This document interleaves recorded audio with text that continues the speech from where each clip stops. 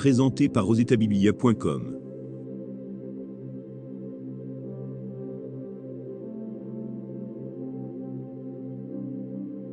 Épître de Jude.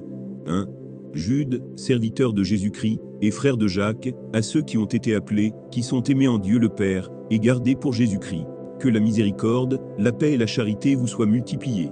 Bien-aimés, comme je désirais vivement vous écrire au sujet de notre salut commun, je me suis senti obligé de le faire, afin de vous exhorter à combattre pour la foi qui a été transmise aux saints, une fois pour toutes. Car il s'est glissé parmi vous certains hommes, dont la condamnation est écrite depuis longtemps, des impies, qui changent la grâce de notre Dieu en dissolution, et qui renient notre seul Maître et Seigneur Jésus-Christ. Je veux vous rappeler, à vous qui savez fort bien toutes ces choses, que le Seigneur, après avoir sauvé le peuple, et l'avoir tiré du pays d'Égypte, fit ensuite périr les incrédules, qu'il a réservé pour le jugement du grand jour, enchaînés éternellement par les ténèbres, les anges qui n'ont pas gardé leur dignité, mais qui ont abandonné leur propre demeure. Que Sodome et Gomorrhe, et les villes voisines, qui se livrèrent comme eux à l'impudicité et à des vices contre nature, sont donnés en exemple, subissant la peine d'un feu éternel. Malgré cela, ces hommes aussi, entraînés par leur rêverie, souillent pareillement leur chair, méprisent l'autorité, et injurient les gloires. Or, l'archange Michel, lorsqu'il contestait avec le diable, et lui disputait le corps de Moïse, n'osa pas porter contre lui un jugement injurieux, mais il dit « Que le Seigneur te réprime ». Eux, au contraire, ils parlent d'une manière injurieuse de ce qu'ils ignorent, et ils se corrompent dans ce qu'ils savent naturellement comme les brutes. Malheur à eux, car ils ont suivi la voie de Caïn, ils se sont jetés pour un salaire dans l'égarement de Balaam, ils se sont perdus par la révolte de Corée.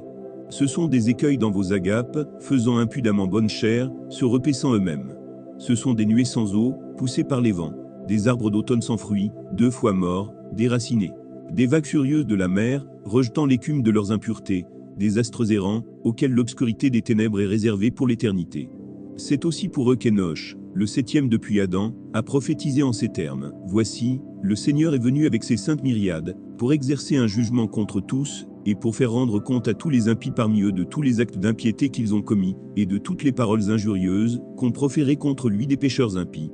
Ce sont des gens qui murmurent, qui se plaignent de leur sort, qui marchent selon leur convoitise, qui ont à la bouche des paroles hautaines, qui admirent les personnes par motif d'intérêt. Mais vous, bien-aimés, souvenez-vous des choses annoncées d'avance par les apôtres de notre Seigneur Jésus-Christ.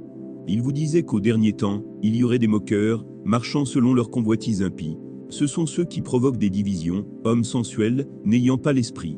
Pour vous, bien-aimés, vous édifiant vous-même sur votre très sainte foi, et priant par le Saint-Esprit, maintenez-vous dans l'amour de Dieu, en attendant la miséricorde de notre Seigneur Jésus-Christ pour la vie éternelle.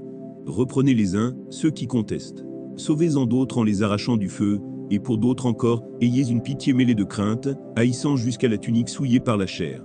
Or, à celui qui peut vous préserver de toute chute, et vous faire paraître devant sa gloire irrépréhensible, et dans l'allégresse, à Dieu seul, notre Sauveur, par Jésus-Christ notre Seigneur, soit gloire, majesté, force, et puissance, dès avant tous les temps, et maintenant, et dans tous les siècles. Amen.